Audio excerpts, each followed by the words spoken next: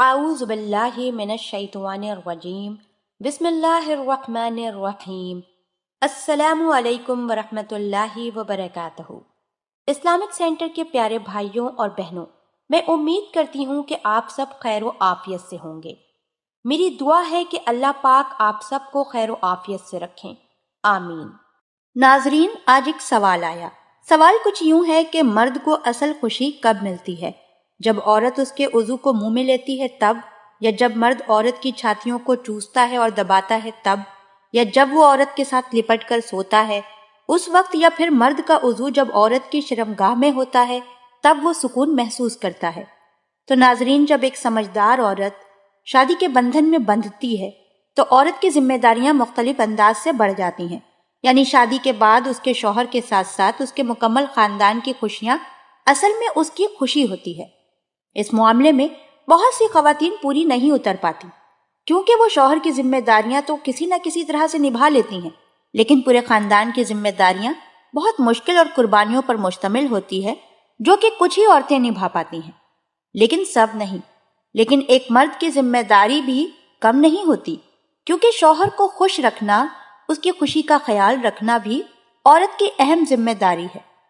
اس بارے میں نبی پاک صلی اللہ علیہ وآلہ وسلم نے فرمایا کہ جب تمہارا شوہر تمہیں ہم بستری کے لیے بلائے تو تم انکار مت کرنا، چاہے وہ اونٹ کے کجاوے پہ ہی کیوں نہ ہو، اور فرمایا کہ جو عورتیں اپنے شوہر کے بلاوے پہ منع کر دیتی ہیں، یعنی ملاپ کرنے، ہم بستری کرنے سے منع کر دیں، تو فرشتے ساری رات اس عورت پر لعنت بھیجتے رہتے ہیں۔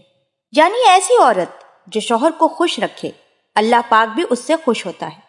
اللہ پاک نے مرد کو عورت کا لباس اور عورت کو مرد کا لباس بنایا ہے، یعنی دنیا میں یہ وہ واحد رشتہ ہے جو ایک دوسرے کے جسم کی ہر ایک چیز دیکھ سکتا ہے، چھو سکتا ہے، اس سے کھیل بھی سکتا ہے۔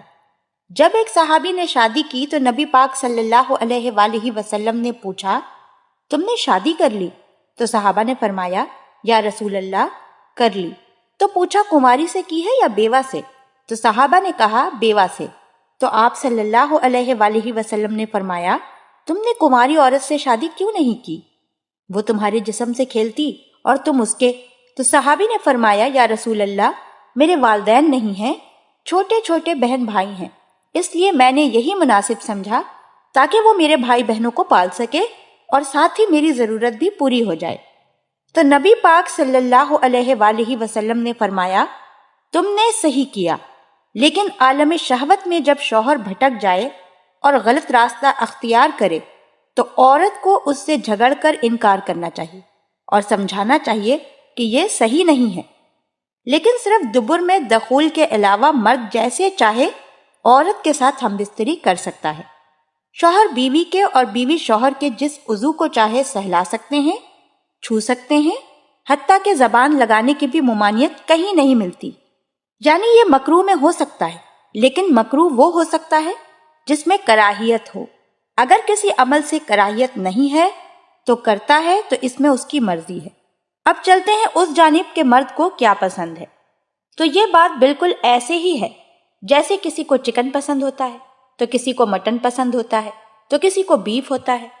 ہر شخص اپنا اپنا شوق، اپنا اپنا ٹیسٹ رکھتا ہے، لیکن اگر مردوں میں کامن انٹرسٹ دیکھا جائے تو ہر مرد کو عورت کی شرمگاہ میں دخول کر کے جو سکون حاصل ہوتا ہے، اس میں ایسا ہرگز نہیں کہ مرد کو صرف اسی سے سکون حاصل ہوتا ہے۔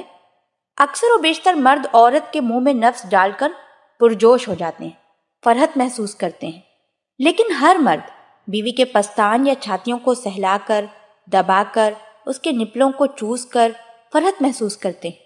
اللہ پاک نے عورت کے جسم میں بے شمار چیزیں مرد کے سکون کے لیے بنائی ہیں۔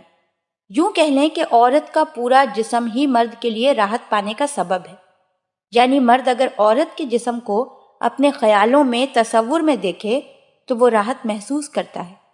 دخول کے علاوہ، یعنی کہ شرمگاہ میں نفس داخل کرنے کے علاوہ باقی تمام چیزیں فور پلے کہلاتی ہیں، اور یہ عورت اور مرد دونوں کے لیے انتہائی ضروری ہے، اور یہ ایک دل فریب عمل ہے جس سے عورت اور مرد دونوں راحت و سکون محسوس کرتے ہیں۔ امید کرتی ہوں کہ آج کی یہ ویڈیو آپ لوگوں کو پسند آئی ہوگی۔ اللہ پاک ہم سب کو دین کی سمجھ عطا فرمائے۔ اور اس کے مطابق زندگی بسر کرنے کی توفیق عطا فرمائے، آمین۔ آپ ہمارے چینل اسلامک سینٹر کو ضرور سبسکرائب کر لیں۔ سبسکرائب کے ساتھ ساتھ ہماری ویڈیو کو لائک بھی کر دیں۔ اللہ پاک آپ سب کو اپنے حفظ و امان میں رکھے، آمین۔